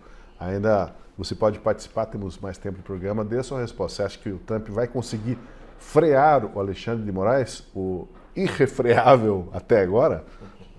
E não é pouca coisa, né? Não é alguém sem poder o Trump, né? Agora, a gente pode aqui no nosso terreno, no nosso galinheiro, né, ter vários galos garnizé ali esbravejando e dizendo: venha Trump, venha águia, que nós aqui somos garnizés, mas nós somos valentes. O problema é que deu para o PT justamente o que ele precisava, né? De um inimigo em comum. Um inimigo comum forte, capaz de brigar. Provavelmente o Brasil vai sair perdendo, mas pelo menos vai ter uma briga. E só do governo se posicionar e estar disposto a brigar contra um inimigo maior, porque contra o Bolsonaro, sinceramente, estava chutando cachorro morto. Ninguém mais acreditava que o Bolsonaro teria um ressurgimento pós-inelegibilidade, pós-julgamento. Assim, culpar o Bolsonaro já estava batido, já ninguém mais colava. Agora, culpar o Trump está fazendo sentido. As tarifas vão pesar para todo mundo. Então, parece que eles estão, de fato, ganhando aquilo que eles mais queriam, que é achar alguém para eles combaterem. E agora vão ter a China, a Rússia aí, para quem sabe, resgatá-los e salvá-los do inimigo comum que é o Trump. Mas vamos ver. Vamos voltar ali ao documento do Ministério do Comércio Exterior americano, né? Que se chama, tem outro nome lá, esse escritório deles do Comércio Exterior. A seção B do documento fala de tarifas injustas e preferenciais do Brasil, favorecendo apenas alguns grandes parceiros comerciais por meio de acordos, enquanto prejudica os Estados Unidos. Veja qual que é a crítica ali no telão. O Brasil mantém altas tarifas de nação mais favorecida que se aplicam às exportações dos Estados Unidos. Em 2024, o Brasil tinha uma taxa média simples aplicada de NMF de 12,2%, em comparação com a taxa média simples de NMF dos Estados Unidos de 3,3%. Em particular, o Brasil concede ainda à Índia e ao México tratamento tarifário preferencial que não concede aos Estados Unidos. E citando o ano de 2023, os americanos reclamam ainda: quase todas as importações brasileiras de veículos automotores e peças do México estavam sujeitas a tarifa zero, enquanto as importações brasileiras desses produtos dos Estados Unidos estavam sujeitas a taxas NMF, quase todas entre 14% e 35%. O governo brasileiro reclama que não há argumentos econômicos no documento americano, mas aqui está um ponto de tratamento econômico realmente desigual, com exemplo, citando México, citando a Índia, citando o comércio de automóveis. O Brasil, nesse quesito de protecionismo, de taxas e sobretaxas, é uma das nações mais protecionistas do mundo, né? Esse encontro de contas aí também não é muito interessante, não vai dar muito capaz de dar ruim para nós, né? Como é o exemplo desse documento, Scorsin. Muito do que se fala, não, é superavitário, os Estados Unidos estão ganhando mais do que a gente, tudo mais, é quando a gente vê o bolo total, né? Quando você vai descendo nos meandros do que se taxa aqui, do que se taxa colar, etc, etc, etc, você vê que o que o Brasil cobra dos Estados Unidos é infinitamente maior do que eles eventualmente cobram. O que na prática acontece é que, embora haja um superávit dos Estados Unidos, a porcentagem do comércio existente entre os dois países é muito pequeno perto do que poderia ser, né? A possibilidade, e acho até o que está em paralelo a isso, está havendo a negociação também da Argentina com os Estados Unidos de uma maneira bilateral, né? Então, o Javier Milei decidiu tomar a atitude de zerar imposto para uma série de produtos dos Estados Unidos e da Argentina, e parece que vai haver uma reciprocidade do lado americano, né? Há algo que dessa negociação do Trump, em que ele aumenta e usa dessa tarifação econômica, desses aumentos, para no fundo, meio que zerar para os dois lados, né? É aquela assim, que a economia mais competitiva acabe vencendo independente disso. Então, nesse documento, quando se entra nesse detalhamento, é claro que eles estão pensando um dos aspectos que é favorável, digamos assim, à argumentação que eles estão. Muito provavelmente o Brasil tem condição de pegar outros aspectos para fazer uma contraposição para os Estados Unidos, que, ok, vocês não estão ganhando, mas aqui vocês estão. E assim vai, né? Então, acho que quanto mais entrar no detalhamento, talvez mais a gente fique confuso do que exatamente esclarecido com relação a esses pontos, né? No final das contas, de todos os pontos que foram elencados para serem feitos, né, o que me parece foram colocados algumas questões de maneira mais genérica, embora com exemplos particulares, para se construir um case, né? Para se construir um caso, para se revelar aquilo que todo mundo sabe, mas que ninguém queria mexer, né? Que no fato, a sua economia é muito protecionista e as nossas empresas são prejudicadas, embora ainda a gente tenha algum superávit nessa relação, mas que é um superávit que, em termos, talvez no total da coisa, seja quase que irrelevante para a economia americana. Quer dizer, a relação comercial Brasil-Estados Unidos poderia ser infinitamente melhor. E historicamente nós somos assim, né? Não ficou muito melhor na época do Bolsonaro também, não adianta achar que tem coisas que aparecem nesse negócio assim que é falado desde 2017, quer dizer, algumas coisas avançaram com o Bolsonaro, mas nem tudo. O Brasil é um país muito fechado. É um país muito fechado. Então, os Estados Unidos vão poder pensar vários elementos para mostrar que nós cobramos mais deles do que eles de nós, embora, no final das contas, o superávit seja mais deles. Mas é porque a porcentagem do comércio acaba sendo muito menor do que parece. E o Lula agora tem mais uma razão, acaba de sair aqui, o nosso editor compartilhou a notícia comigo, que ele vetou o projeto que amplia o número de deputados na Câmara em nova frente de atrito com o Congresso. Então, o Congresso tinha aprovado o aumento do número de deputados de 513 para 531, Lula poderia sancionar, poderia devolver, podia ficar quieto ou vetar. Ele vetou, ainda que o Congresso depois venha e reafirme, não, vai ser esse número mesmo, mas eles deram aí mais uma bola para o Lula chutar, né? Todos os dias, né? O Congresso é humilhado todos os dias. Qualquer pessoa em sã juízo iria vetar um projeto como esse hoje no Brasil. Mas aí coube ao Lula, ao nosso herói nacional, o nosso Garnizé Mora aí, que está lutando contra o Trump, falar, vou vetar isso agora. O Congresso está, parece que realmente trabalhando para ver se consegue ressuscitar o quase morto, que estava quase morto Lula. É engraçado, né, Tosi? No mesmo dia, o Alexandre de Moraes dá razão para o Lula e para o governo Lula na causa do IOF, reestabelece o aumento do IOF, e no mesmo dia o Lula veta um projeto de aumento de número de deputados na Câmara, que tinha sido aprovado tanto pela Câmara quanto pelo Senado, na mesma pauta, inclusive, do IOF, da derrubada do IOF.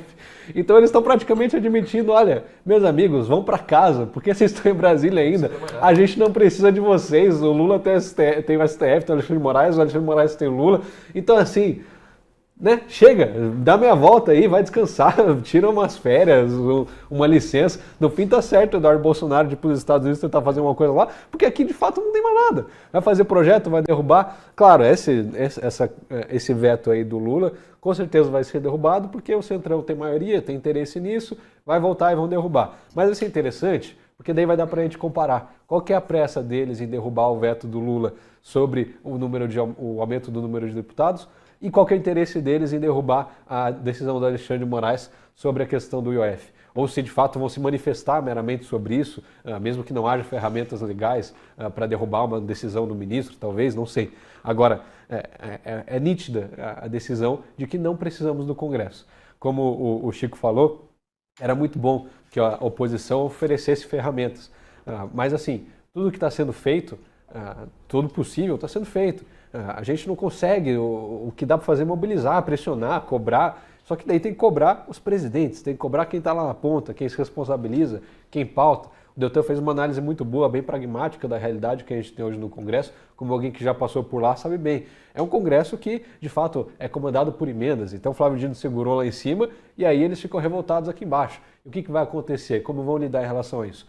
De fato, no fim do dia acaba sendo benéfico para o brasileiro médio esse atrito entre o Congresso e o Executivo e o Judiciário, porque quem sabe dá alguma coisa no Congresso e eles viram homens de vez. Afinal, a Dilma só caiu quando brigou com o Cunha decidiu, né? Não, Dilma, calma, chegou tua hora, vamos ver se o Mota um dia acorda virado para a lua aí e decide, não, chega, acabou a sacanagem, vamos fazer alguma coisa. Deltan, eu quero que você responda especialmente esse próximo tópico que nós vamos abordar aqui, que trata do desmantelamento do sistema das medidas anticorrupção no Brasil, esse desmantelamento apontado a dedo no documento americano. Mas antes, deixa eu só convidar quem está nos assistindo para assinar a Gazeta do Povo. E se você assinar a Gazeta do Povo nessa promoção de R$ 27,90 por mês, no plano anual, você ganha uma caneca. Quero crer que seja como essa nossa aqui, né? Eu acho que é a outra. Caneca é uma outra? De porcelana, nova. Uma de porcelana, né? Uma frasezinha. Essa aqui é bonita, mas é de metal, né? Ela é meio gelada, assim. Se for para tomar coisa quente aqui, queimaria a mão, né? Mas não é, a gente está tomando água aqui. Mas você ganha uma caneca parecida com essa, assinando a Gazeta do Povo nessa promoção anual. Acesse gazetadopovo.com.br/caneca, escaneie o QR Code na tela ou clique no link da descrição do vídeo. E aí, noticiário, colunistas, biblioteca, podcasts e muito mais, tudo em um só plano. E o melhor, a sua assinatura ajuda a manter este programa no ar, com estúdio novo, equipe dedicada a jornalismo independente. Garanta já a sua caneca, então, em gazetadopovo.com.br/caneca. Bem, como eu falei, outro ponto da investigação americana trata da aplicação de medidas anticorrupção. Veja lá. Evidências sugerem que os esforços do Brasil para combater a corrupção enfraqueceram consideravelmente em algumas áreas. Em um caso de grande repercussão envolvendo suborno de funcionários públicos para projetos públicos e lavagem de dinheiro, decisões de um ministro do Supremo Tribunal Federal para anular as condenações geraram críticas generalizadas. E aí eu pergunto, leia-se aqui, estamos falando do desmonte da Lava Jato, né, Deltan? Certamente, certamente.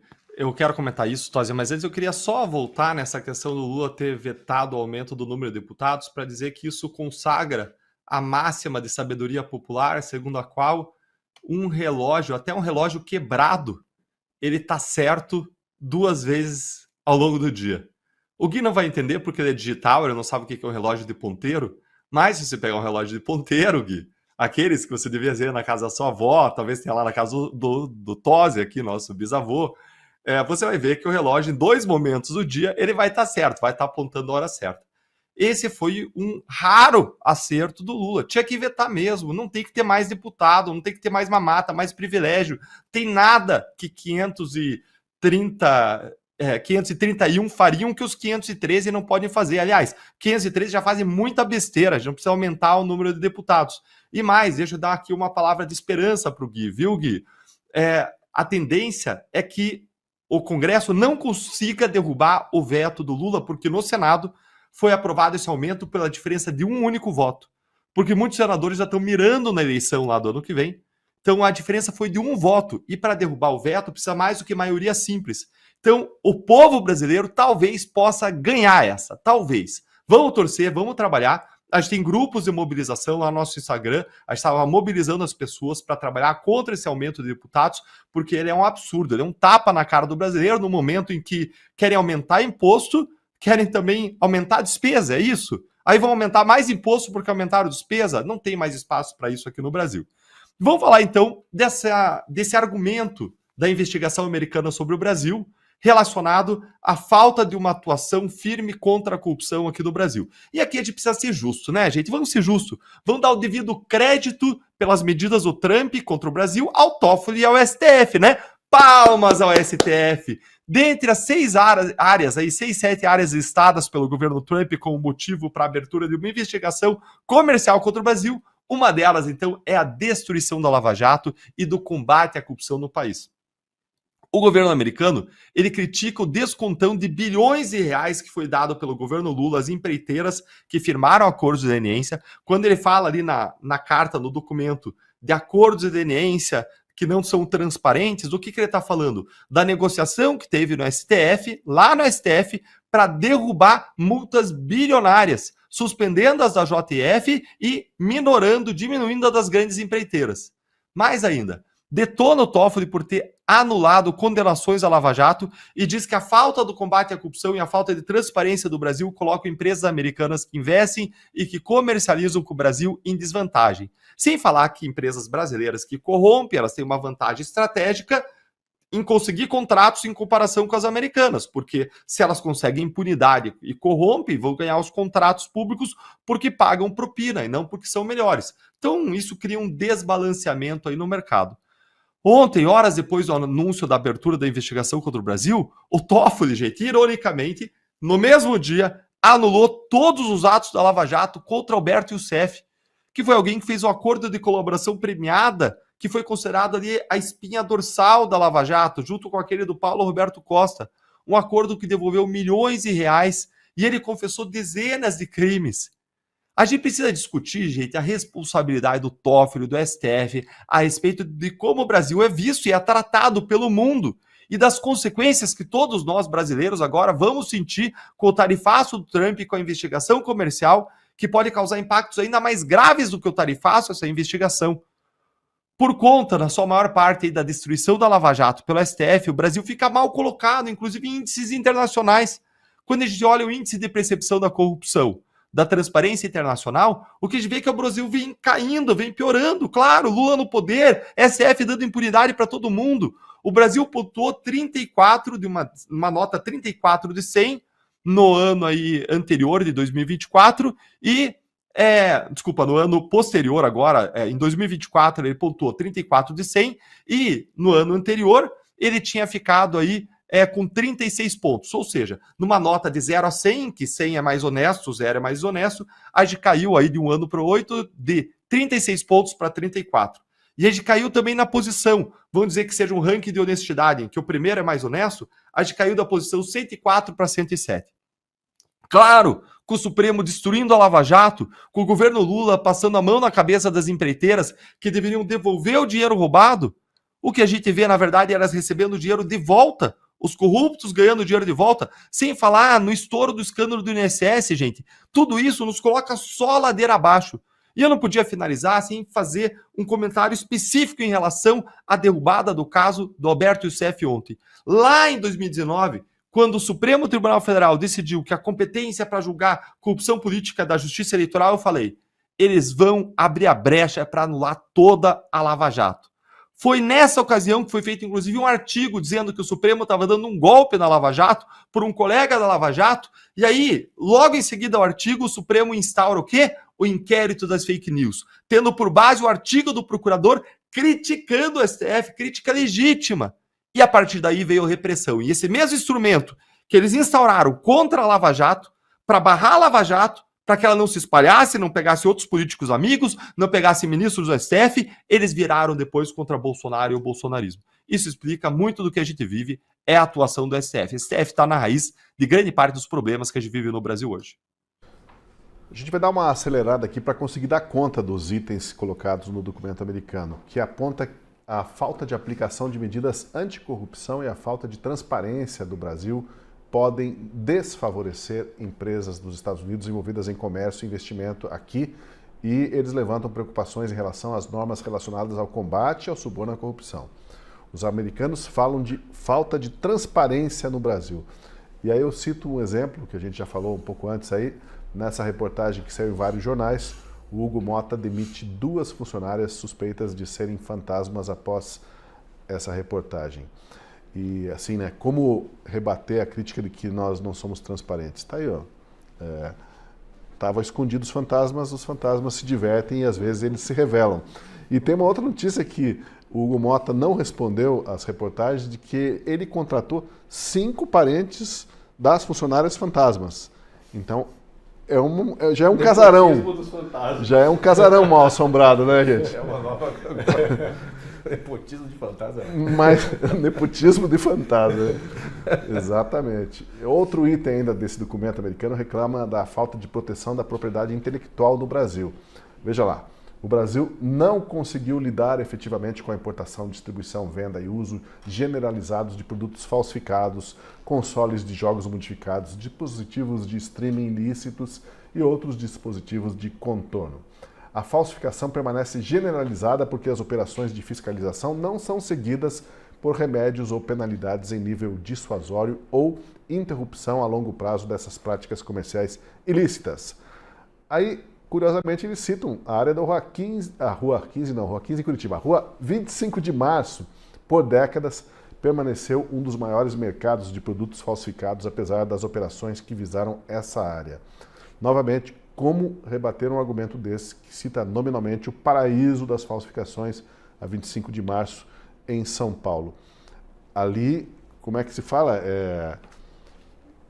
Caldo de Brasil, como é que se fala? Suco de Brasil. Suco de Brasil, exatamente, que a gurizada fala. A 25 de março é o sucão do Brasil, né? E aí, putz, até a 25 de março foi parar no relatório. Eu preciso confessar um crime, então, que eu já comprei uma decoração de sala na 25 de março, então me prendo, né? Agora, se era falsificado ou não, eu não sei, então tava vendo. Agora, mas quem nunca comprou 2 jogos do PlayStation 2 por R$10, por R$15? Isso aí, meu Deus do céu, de fato é suco do Brasil, que nem você falou, tá? Se for atacar isso daí, tá lascado. O Brasil pode tentar fazer o que quiser, nunca vai cessar completamente esse problema. De fato, tem que combater a pirataria, de fato tem que seguir a lei, tem que seguir as normas comerciais, as regras, mas assim, vai fazer o quê? Vai fechar todas as lojas, todos os comércios na 25, de um dia para o outro? Vai acabar com o Pix de hoje para amanhã? Assim, são exigências que, peraí, alto lá, vamos ver o que dá para fazer, o que de fato não dá para fazer. Que o documento americano possa exigir coisas concretas, mais detalhistas. Eu acho que essa também da 25 de março, sobre a pirataria, é um negócio, amigo, é um problema grande que a gente está lidando há algum tempo. Traga alguma novidade, né? Me ajuda a te ajudar. Então, de fato, o governo Trump claramente tem buscado empurrar o Brasil, colocar o Brasil contra a parede para ter vantagem na negociação. Eles querem colocar as cartas na mesa. Isso acontece com os big dogs, que a gente chama, né? O cara tem um calibre grande, tem muito poder de munição, ele vai lá e fala, ó, isso, quero assim, assim, assado, e pode pedir 1000 coisas, se 50% delas forem atendidas, já sai em vantagem. Então, se jogar lá em cima a expectativa do Pix, da 25 de março, de diversos outros pedidos e motivos de investigação, se pelo menos 10% deles forem revogados ou mudarem aqui no Brasil a partir dessa investigação, os Estados Unidos já saem no lucro, porque até ontem não tinha nada, né? Não tinha problema nenhum com essas coisas.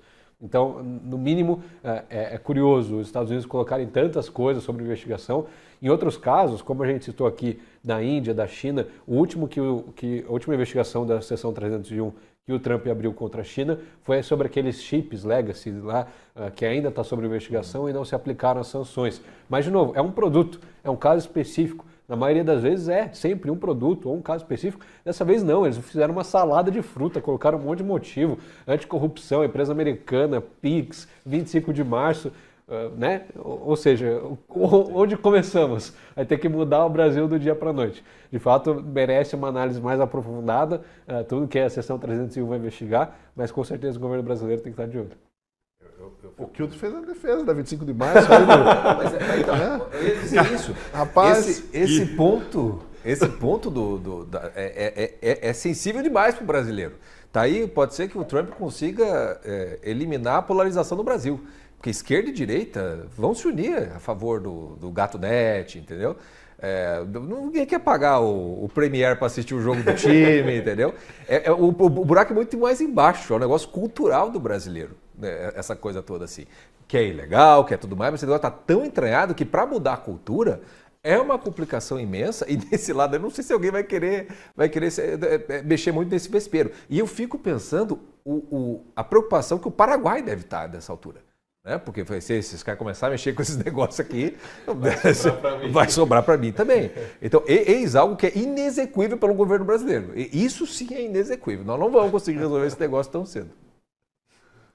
Olha, teve um cara que a gente interceptou investigando crimes que eles tinham praticado, de corrupção, crimes de descaminho, uma série de crimes, dezenas e dezenas de crimes que eles tinham praticado. E o empresário que a gente estava investigando era simplesmente bilionário. Ele tinha bilhões e fazia crime, ele tinha acho que uma doença ali, uma psicopatia, praticava todo tipo de crime. E lá pelas tantas a gente viu que ele estava negociando a instalação de uma gatonete na casa dele lá. Falei, cara, que é pagar uma mensalidade para esse cara que tem bilhão, cara, bilionário. Mas não, ele tinha que instalar lá uma net falsificada, um gatonete na casa dele. E eu queria tranquilizar você, Gui, em relação a essa compra que você fez aí dos joguinhos do PlayStation, do Lego falsificado, do Star Wars, que você, quando você fez tudo isso, você era inimputável ainda, você não tinha nem 18 anos, cara, pode ficar tranquilo. Pior que é verdade. Mas vamos e venhamos, né? Esse pessoal da 25 de março e os chineses, eles poderiam, em vez de fabricar um tênis Nike falso, fabricar um tênis Nike, aportuguesado, né? N-A-I-Q-U-E. Pronto. Resolvia o problema. Resolve o problema, mas essa história de fazer uma coisa descaradamente falsificada, eu não me conformo com isso. Eu acho que o Brasil precisa resolver esse negócio. Eu era inimputável, mas aí quem é investigado é o pai, né? Então fica esperto aí que o negócio vai espegar. Opa, melhor você ficar em silêncio, filho. Para de falar essas coisas. Bom, tem mais dois itens aí que a gente precisa discutir aqui para cobrir o documento americano, que envolvem as exportações de etanol do Brasil para os Estados Unidos, né, que atingiram um pico de 761 milhões em 2018, mas caíram para 140 mil em 2023. Foram de 53 milhões de dólares em 2024, sugerindo que os produtos de etanol dos Estados Unidos estão numa vantagem significativa sobre o sistema tarifário atual. É esse vai e vem do Brasil com as taxas que deixa de novo os americanos na bronca, esse em relação ao etanol. E ainda, dentro do comércio bilateral aí, na produção agrícola, outro problema é apontado, envolve as plantações de soja. A gente pode passar ali? Isso, já está lá. Particularmente as plantações de soja e fazendas de gado têm sido um dos principais impulsionadores do desmatamento no Brasil. E o desmatamento atingiu um recorde de 15 anos em 2021. Os esforços de fiscalização no Brasil não impediram o desmatamento ilegal e terras anteriormente desmatadas não foram restauradas, apesar de alguns esforços recentes do Brasil para fortalecer suas leis ambientais, bem como a aplicação dessas leis. Nesse ponto, os americanos utilizam um argumento ambiental que se via bastante na boca dos europeus. É uma tentativa de frear o agronegócio brasileiro por meio de alegações ambientais, pensando casos, por exemplo, lá de uma fronteira no Acre ou em Rondônia, para boicotar o agronegócio brasileiro do centro-oeste ou do sul, de um estado que a centenas, milhares de quilômetros de distância. E, curiosamente, as ONGs, os militantes petistas vociferavam contra o agronegócio fascista. Agora, como é que eles vão fazer? Vão tentar mostrar a verdade sobre o agronegócio brasileiro, que o agronegócio brasileiro, em 99,9%, é um agronegócio competitivo globalmente, que não depende de subsídios, não depende de incentivos, ou vão continuar chamando o agronegócio de fascista? Agora a esquerda está contra a parede. A Marina Silva vai querer que essa parte É isso aí. seja aplicada. É isso aí, Tosi. Olha, quando a gente olha para o etanol, a gente vê mesmo que existe uma assimetria. O Brasil realmente ele abandonou um acordo tácito aí do etanol, passou a cobrar uma 18% de tarifa sobre o etanol americano contra 2,5% que é cobrado pelos Estados Unidos. E os números aí de exportações confirmam isso. Existe aí mesmo uma assimetria que é real, que prejudica os produtores estadunidenses, mas o Brasil ele tem que atuar na defesa dos seus interesses. E aqui qual que é o ponto? O ponto é buscar uma solução negociada para esse problema. Não é um problema insolúvel, basta sentar na mesa e fazer um acordo bilateral se isso vai nos prejudicar em outros pontos. Agora, é uma solução aí que pode ser alcançada mediante negociação com relativa à facilidade. Existem tantos produtos que são negociados com tantos países diferentes que é impossível não existirem assimetrias. Quando se olha o global, o total, o Brasil está em desvantagem em relação aos Estados Unidos. O superávit está para o lado deles. Mas claro que quando se olha produtos, setores específicos, pode existir alguma assimetria, algum prejuízo aí em favor dos americanos. E, mais uma vez, só me mostra que eles estão pinçando, estão fazendo aí um cherry picking, para usar a expressão norte-americana, estão fazendo uma seleção de casos para fazer um caso contra o Brasil, mas a verdadeira razão não é essa, não é esses descompassos comerciais pontuais, mas é sim uma questão aí política, como a gente disse bem no começo, enquadrou bem a questão no começo do programa. Quem não assistiu o começo, depois volta lá e vê o começo do programa, que é essencial para entender tudo sobre o que a gente está falando.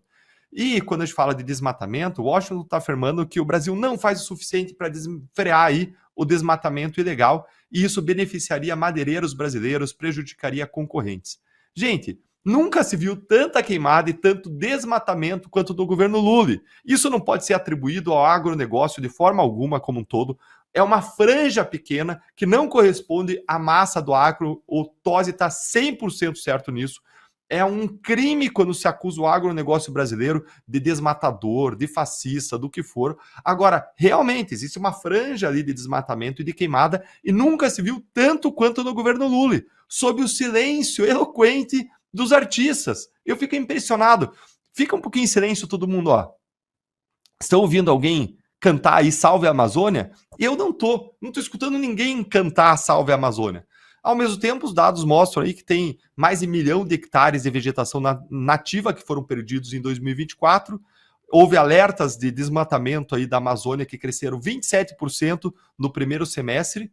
E isso são dados aí oficiais, relatório anual do fogo, Map Biomas. Somente no ano passado, aí 30 milhões de hectares foram queimados, uma área 62% maior do que a média histórica de 18 milhões de hectares devastados por ano.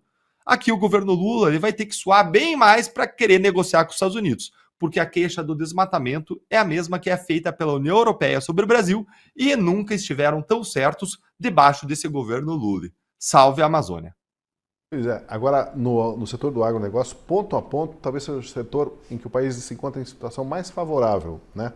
Porque se for para fazer um debate com os americanos sobre como é a sustentabilidade do nosso agro e o deles e de outros países, a gente pode mostrar por A mais B que nós somos mais sustentáveis. Ah, mas daí tem o desmatamento, tem problemas ambientais aqui e acolá. Sim, problemas pontuais.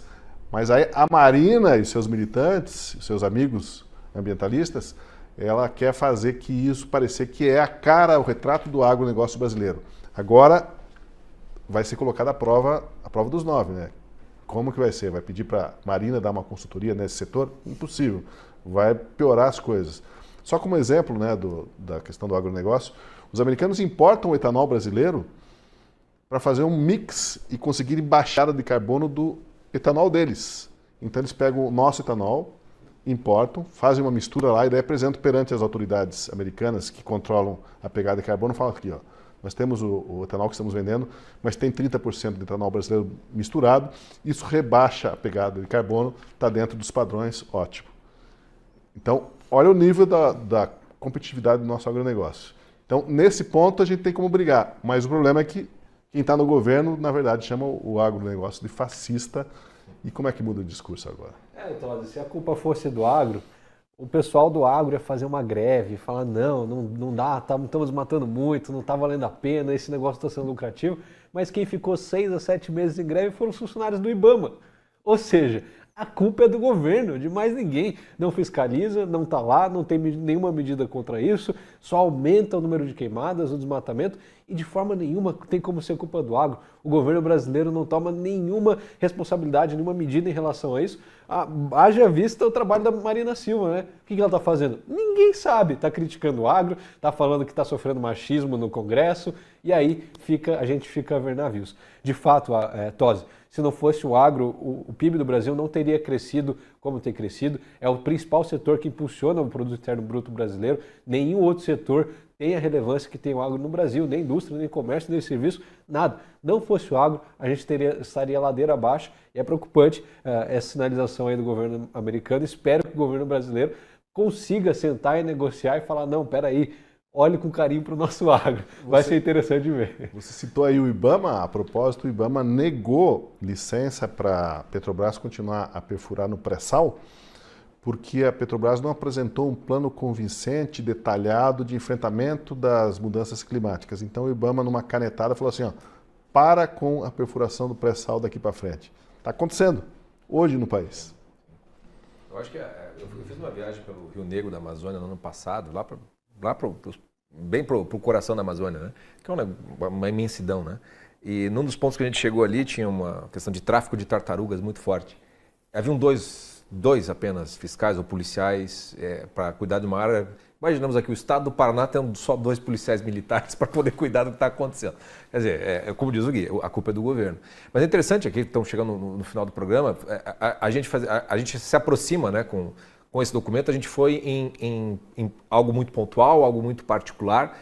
E quando você reúne tudo isso, e quando você vê que tudo isso se iniciou por uma questão política, o que dá para perceber muito claramente é que os Estados Unidos resolveram botar uma lupa para dar uma olhada na relação mais próxima com o Brasil. O Brasil devia ser uma figura muito irrelevante em vários sentidos e por isso muitas dessas coisas passavam batida porque não valia a pena o esforço com relação a isso. O que faz valer a pena não são nenhuma dessas coisas, né? Isso aí vai ser talvez mais para frente quando começar a vir a conta de tudo isso e na hora que a gente for contar essa história, a gente vai ver o tamanho do estrago que o STF vai causar para o país, porque é para isso que a gente tem de voltar. Nada disso estaria acontecendo se não estivessem fazendo o que estão fazendo a partir do STF. Né, a destruição de todo o nosso ordenamento jurídico, do nosso Estado democrático de direito, com o discurso de se estar defendendo isso, está se destruindo tudo isso. E a coisa chegou num ponto em que não tem mais volta. Né? Você não tem mais como ficar mascarando uma realidade muito, muito profunda. Então, quando a gente olha para o final dessa carta, a gente vê que os Estados Unidos resolveram botar uma lupa, começar a chamar a atenção por uma série de aspectos, esses 2 exemplos do etanol e do desmatamento, até pelo arco temporal que eles colocam ali, já não tem a ver só com o governo Lula, eles estão falando de algo que vem de longa data. Se eles resolverem botar mais lupa ainda, vai sair muito mais coisa do que está aparecendo, mas no fundo, tudo isso, observado desde fora, é uma questão política que pode ser resolvida a partir de uma dimensão, como diz lá o próprio Eduardo Bolsonaro, né? Se passar a anistia, essas coisas todas acabam. Eu já não sei se vai acabar. Porque eu acho que o tempo de se resolver até a parte política para não ter tanto impacto assim na nossa economia, talvez também esteja sendo perdido. Tem um último tema aqui, quero aproveitar e jogar para o Deltan para fazer uma consideração a respeito, que é o seguinte. Hoje foi o pedido da Trump Media e da Rumble para que as ordens de Moraes sejam consideradas ilegais nos Estados Unidos. O pedido é específico sobre a ordem que mandou bloquear uma conta vinculada a Rodrigo Constantino, colunista da Gazeta do Povo. As 2 empresas americanas apontam que a ordem legal está relacionada ao anúncio de Trump de tarifa de 50% sobre produtos brasileiros. Ou seja, seria uma comprovação de abusos judiciais reiterados, mesmo após a queixa formal americana. Estamos vendo aí, Deltan, que o Moraes não para de dar munição, né, aos Estados Unidos. Sim, sim. Tá cutucando a onça com vara curta, tá provocando os Estados Unidos e depois querem colocar a culpa nos outros, né? Não, a culpa é do Bolsonaro, da família Bolsonaro, quando eles fizeram toda a provocação para que essas punições viessem sobre nós, sobre o Brasil. E quando a gente vê esse pedido aí, é um pedido que vai ser feito para a mesma juíza da Flórida, que já deu decisão anterior, já é esperado o que vem dali. Na decisão anterior, ela falou: olha, não tem que nem declarar legal nem ilegal, porque essa decisão simplesmente não vale nos Estados Unidos. Para ela valer nos Estados Unidos, ela teria que ser validada pelos canais diplomáticos, ou então validada pelos canais de cooperação do MLAT, do Mutual Legal Assistance Treaty, que a gente chama, que é o tratado de assistência que existe entre Brasil e Estados Unidos de assistência judicial. Então, para essa decisão valer lá, ela precisaria ter sido validada por algum canal oficial, mas não. Alexandre de Moraes vai e manda pelo e-mail, atropelando ele sim a soberania dos Estados Unidos. Porque o que ele quer fazer é mandar no que acontece lá dentro dos Estados Unidos. Aí sim tem uma questão de soberania muito clara, e não é o que preocupa certamente Moraes, o xerife do mundo. Mas, Tozzi, se você me permite, eu queria encerrar ainda com um rápido comentário sobre essa cartinha. Essa cartinha que foi enviada pelo picolé de chuchu, o vice-presidente Geraldo Alckmin, e pelo chanceler fantoche de Lula, o Mauro Vieira, falando aí de indignação com o tarifaço 50% das exportações brasileiras. Eu comecei falando disso no começo do programa, mas eu queria terminar falando disso porque isso é gravíssimo. Quando a gente precisa de diplomacia, quando a gente precisa de sentar na mesa, conversar, abrir canais que não existem abertos hoje com os Estados Unidos, eles vão lá e dão um tapa na cara dos americanos, manifestam indignação com os americanos pela fala do Trump. E essa carta, a meu ver, foi o primeiro grande erro de comunicação do governo Lula recente. Eles tiveram uma série de vitórias aí de comunicação. Hoje também fizeram um post aí relacionado ao Pix, aí, que foi uma vitória deles de comunicação. Mas esse foi o primeiro grande erro que eu vejo deles numa sequência aí de acertos. Fora, claro, o caso da Jabuticaba, que foi um tremendo erro, mas não foi da equipe de comunicação, foi postado pela Janja na própria rede dela. E essa carta foi totalmente errada. E esse tom de indignação irritou o empresariado brasileiro, que queria que o tom do governo brasileiro fosse corretamente de conciliação, diplomático.